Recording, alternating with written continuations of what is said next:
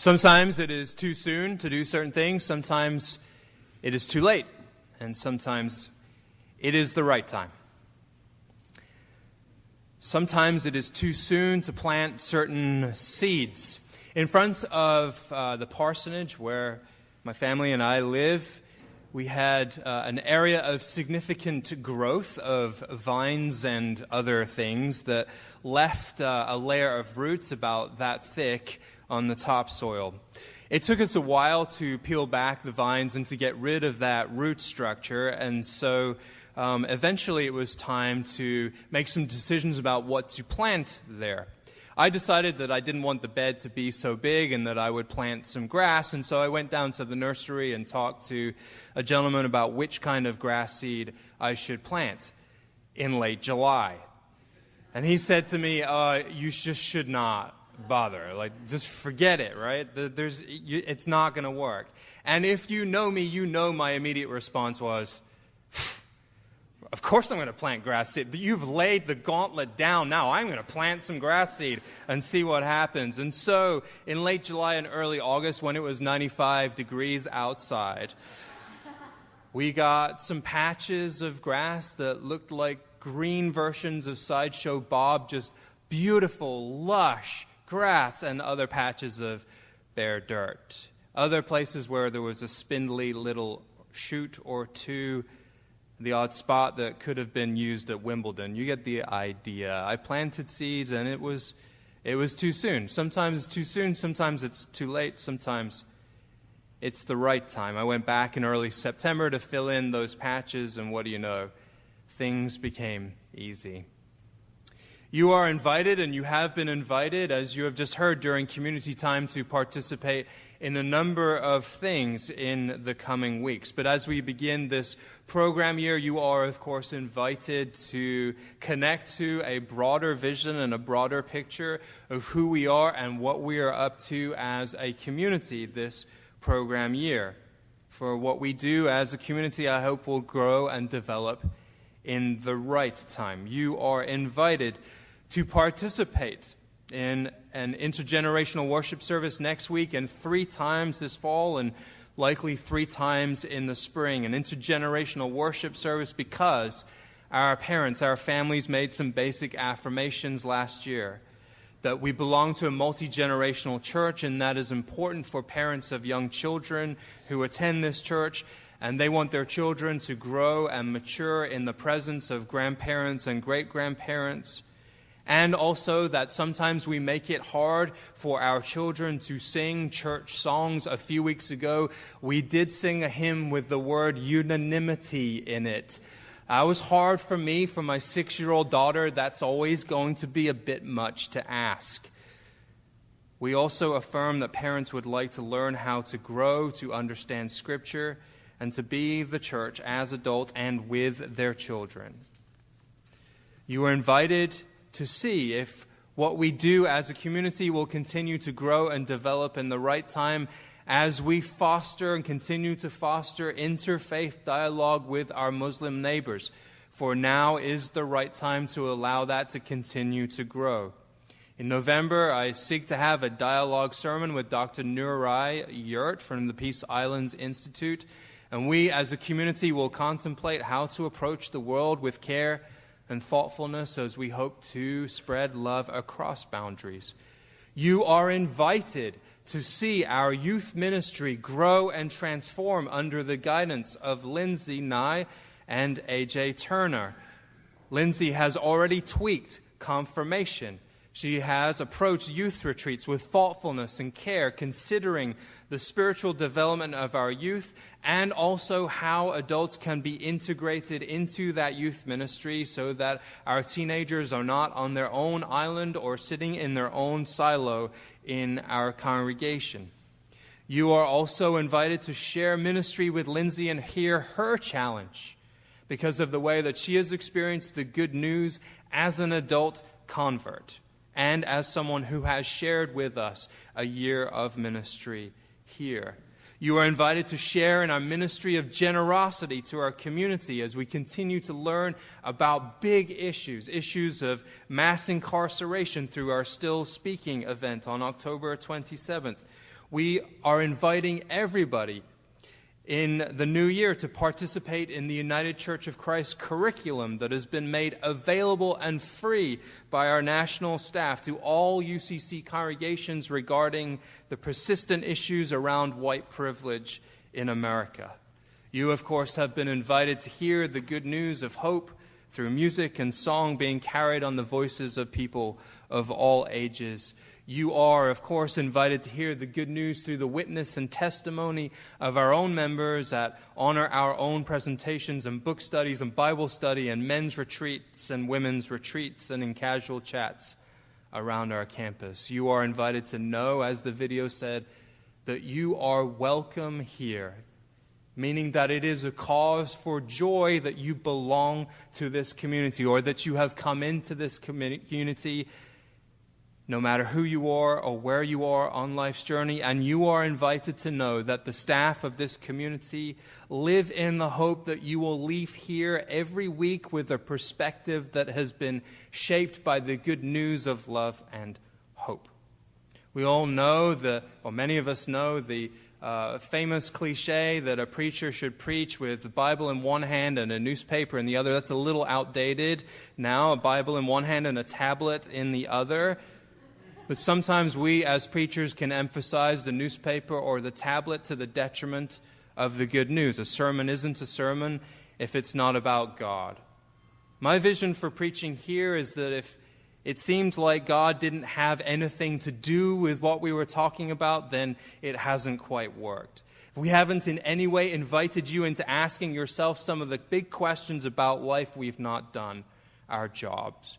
And also that you should feel challenged but not always stretched every single time you come to church.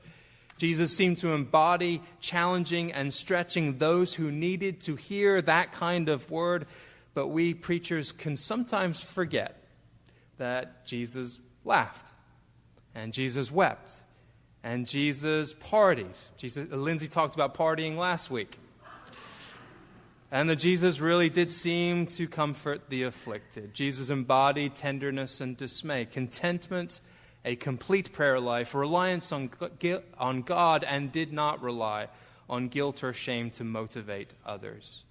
So you are invited to hear the good news that comes to us in seeds. Now is the right time for us to hope, to remember that plenty of growth happens in the world, in nature, and in others without us managing proceedings. Our job is not to save the world by ourselves, but it is our job to go out on a limb for others and ourselves as we hear the parables again and again. And so Jesus tells us a parable about a mustard seed. Mustard. It may not be for us, but 2,000 years ago it was the ultimate curative. Pliny the Elder, my favorite Pliny the Elder, suggested that in antiquity, mustard was the tonic for snake and scorpion bites, toothache, indigestion, asthma, epilepsy, constipation, dropsy, lethargy, tetanus, leper sores, and other things. It sounds very similar to the way some folks in our society talk about marijuana, doesn't it? Mustard seed is exactly the kind of crop that you want.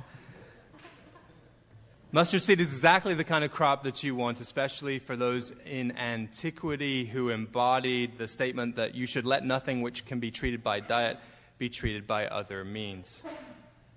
This is a parable where we experience the generosity of nature. It is a parable of great generosity because our own backyard doesn't merely provide for us, but for all who might need to use it. The shrub or the vegetable or the tree, whatever it is that comes from the seed, plainly offers more than one person could ever use. And of course, it is precisely that kind of idea that the kingdom, God's realm, isn't shiny or bright or brand new, that might actually be curious or even ridiculous in our context, for we are forever drawn to the shiny or the bright or the brand new. But that was true in Jesus' day as well. The Messiah was supposed to come so that lions would lie down with lambs, The Messiah would install a new impenetrable monarchy for the nation of Israel, that the world could come and would come to an everlasting peace, which sounds awfully flashy, shiny, amazing, radical. But the message of Jesus is that it comes with the growth of a seed in the form of a multifaceted curative that everyone has access to and everyone can use and everyone can see. And it doesn't even just benefit you and your kind, but the birds of the air. Others may use it in ways that are different from you, but nevertheless they reap real, tangible benefits that you may not have considered. Or in other words, the kingdom, the realm of God, Jesus seems to be saying quite plainly, is experienced differently depending on whether you can walk or whether you can fly, whether you're big or whether you are small, whether you are struggling with heat exhaustion, toothache, or lethargy. The mustard seed reframes success.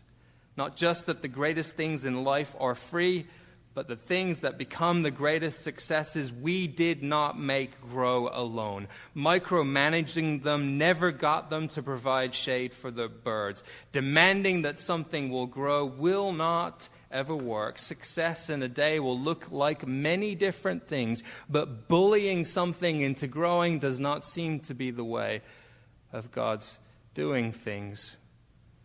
What is success for you in this life? How would you define successful for this day?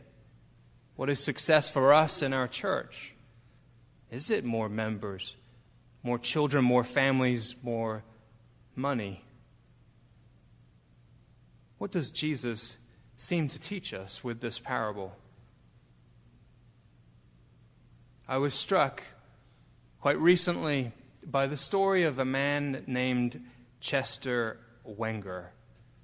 Some of you will have heard of Chester Wenger. He has a letter on Mennonite.org that has been viewed by hundreds of thousands of people. More likely in this context, if you've heard of Chester Wenger, it's because you heard Malcolm Gladwell do a piece on him in his podcast, Revisionist History. Who is Chester Wenger? Chester Wenger now is a 98-year-old Mennonite pastor. Paul would call him a young man, a 98-year-old Mennonite pastor with the back and shoulders of a linebacker, as Gladwell put it. Devout, pious. He knows the Bible inside out and back to front. He is a Mennonite through and through. From Lancaster, and if you're from Lancaster, typically, though not always, that means a traditional kind of life with traditional kinds of values and traditional ways of approaching the world. A couple of years ago, at the age of 96, he wrote an open letter to my beloved church. He details his credentials as a man of God and a Mennonite through and through, saying that he was ordained by the Lancaster Mennonite Conference in 1949 and then commissioned for work in Ethiopia. Chester Wenger is the kind of missionary that we love because he was elected to be the first chairman of Ethiopia's Mesorite Christos Church, which is now the largest Mennonite church in the world. And shortly after he took over the chairmanship, he made sure that the person who inherited it was an Ethiopian. He states that he happily turned the leadership of the church over to an Ethiopian who was later chosen and served as the president of the entire Mennonite World Conference. He returned to the United States and worked tirelessly for the Mennonite community in Pennsylvania. And then he says, when our gay young adult son, about 35 years ago, was excommunicated from the Mennonite church by a church leader, without any conversation with him or his parents, my wife and I grieved deeply. For many years, in the company of other grieving parents of homosexual persons, we have told our stories, read and reread the scriptures. Most striking to us is that God, who created the world, who gave us Eden, also gives us the leaves of the tree for the healing of the nations. And now the world we live in is no longer Eden. It is broken, complex, messy, violent, and yet it is a wonderful world. God's mercy-filled grace infuses our broken world with the goodness that keeps surprising us with joy and healing. God's grace also calls us to faithfully love God and neighbor above all else. He asked the Mennonite communities, what would Jesus do with our sons and daughters who are bullied or homeless or sexually abused or driven to suicide at far higher rates than our heterosexual children? And then in almost the same breath, he says, we, meaning he and his wife, we strive to be faithfully obedient to Jesus. And so he gave the blessing at his son's wedding when same-gendered marriage became legal in Pennsylvania. And shortly thereafter, after serving as an ordained minister in the Mennonite Church since 1949, he had his credentials pulled by the local governing body of the Mennonite Church. He concluded his beloved letter. My dear companion of 70 years, his wife, and I declare our enduring love for Lancaster Mennonite Conference, for the Mennonite Church, for the Meseri Christos Church, and for all God's people. We carry no bitterness or regret for our actions. Our hearts are filled with love for all.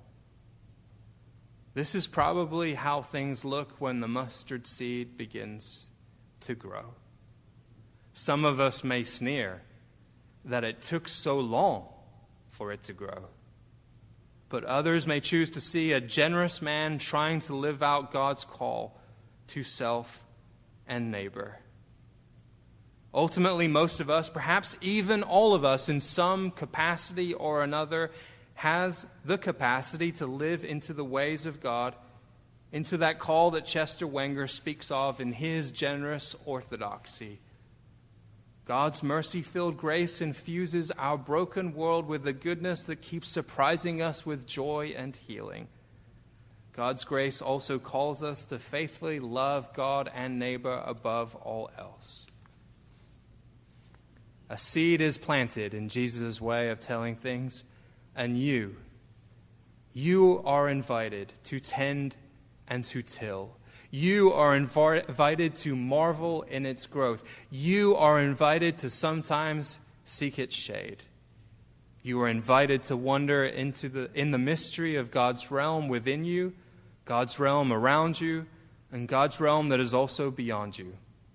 That like a seed sprouting, you are reaching upward and outward to grow toward.